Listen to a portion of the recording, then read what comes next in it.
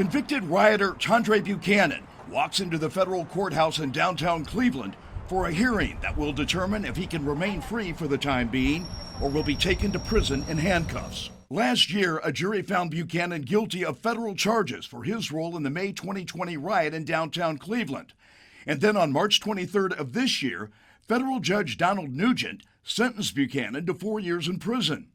During that hearing, Buchanan told the court that he was sorry for what he had done, and the judge allowed Buchanan to remain free until it was time for him to report to prison. However, when Tondre Buchanan left the courthouse that day, a Fox 8 News crew asked him if he wanted to repeat the apology he offered in court outside the presence of cameras. Buchanan responded by flashing 2 vulgar hand signs toward the Fox 8 reporter and photographer.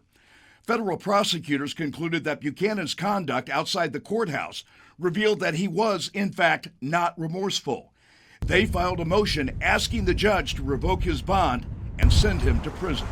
In that motion, the U.S. Attorney's Office wrote, Buchanan's behavior minutes after leaving the detention hearing reflect his true lack of remorse for his actions. But defense attorneys say Tondre Buchanan had a constitutional right to express himself outside of the courthouse.